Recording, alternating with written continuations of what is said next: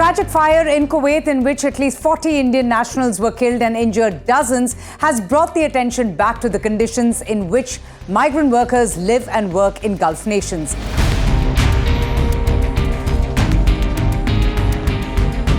Around 200 workers were living in that 6-story building when the fire took place. According to officials, most of the deaths were due to smoke inhalation as the residents were asleep when the fire broke out. Most of the deceased hail from Kerala, Tamil Nadu and other North Indian states, with their age ranging from just 20 to 50 years. Union Minister Kirti Vardhan has said that the bodies of some of these Indians killed in the fire are charred beyond recognition and that DNA testing is now going on to confirm the victims' identities. Prime Minister Narendra Modi has announced an ex gratia relief of 2 lakh rupees to the families of the deceased from the Prime Minister's Relief Fund, and he's also expressed his condolences for the families, wishing those injured, about 50, a speedy recovery. In fact, it is the survivors who are helping the officials identify the bodies with severe burns. Meanwhile, the Indian Embassy in Kuwait has also started a helpline number for family members of the victims to reach out. The local administration has also started an investigation into how more than 160 people had been staying in that building. The owner of the building and also the person responsible for the workers just might face action.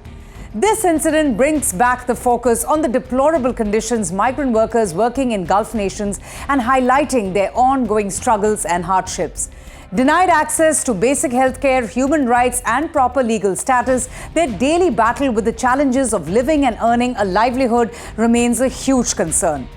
According to the Human Rights Watch, migrant workers are playing an indispensable role in addressing extreme heat in the Gulf Cooperation Council countries, yet most governments fail to protect these workers from dangers that are related to climate change or extreme heat conditions. While all workers in the Gulf do face huge risk from the extreme heat conditions, migrant workers are overwhelmingly exposed to the most dangerous working conditions in the region. Now, since the first oil boom of the 1950s, Gulf nations have sourced foreign labor for large-scale infrastructure projects to accelerate economic development in their nations. Today, migrants account for an average of 70% of the employed population in the Gulf Cooperation Council, or GCC, and over 95% of private workers in Qatar and United Arab Emirates.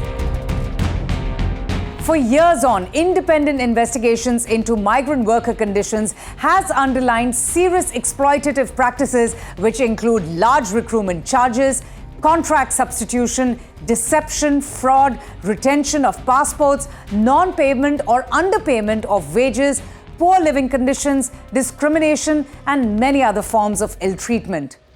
In the host countries, employers do not even execute proper job contracts nor pay them the promised salary. They even fail to provide adequate shelter and food to the migrant workers.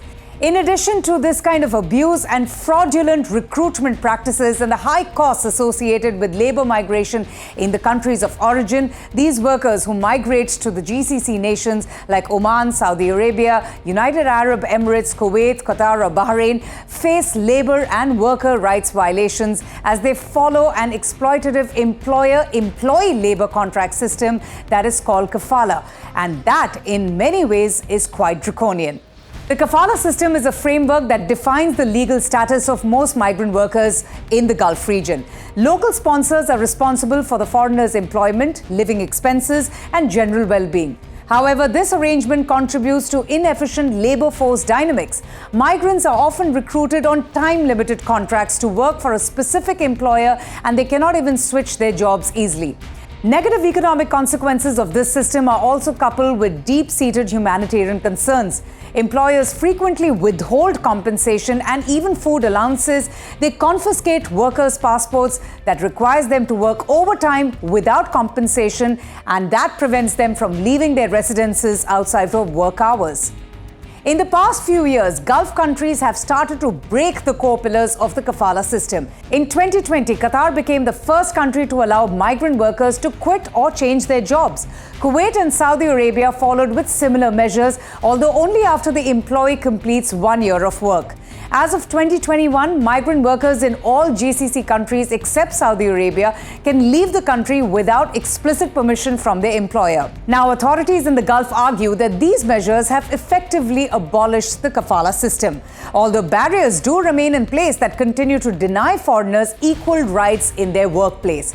For example, measures passed in Saudi Arabia to loosen restrictions on migrant workers will not really touch an estimated 3.6 million migrant workers, mostly domestic workers and farmers who are already the most vulnerable and least protected. Well, India offers Pravasi Bharatiya insurance policy to all Indian immigrant workers in Kuwait with a coverage of 10 lakh rupees in case of accidental deaths or permanent disability, and also bears the legal expenses in case of any dispute. Most importantly, from time to time, the Indian Embassy has been issuing advisories for its nationals engaged as labourers not to fall prey to these abuses and scams. According to India Spend, since 2019 till June 30, 2023, the Indian embassies in Bahrain, Oman, Kuwait, United Arab Emirates, Qatar and Saudi Arabia together received 48,095 labour complaints from the Indian migrant workers. In fact, shockingly, Kuwait tops the list with 23,020 complaints, followed by Saudi Arabia with 9,346 complaints. Oman comes in the third place with 7,666 complaints. UAE is in the fourth place with 3,652 complaints. Bahrain in fifth place with 2,702 complaints. And Qatar is the sixth with 1,709 complaints.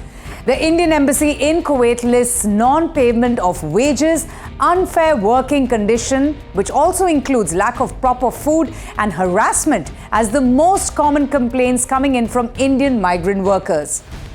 Well, hopefully this tragic incident and the fire is a wake-up call for all authorities, including in India, to take these matters seriously and ensure full security to migrant workers working abroad.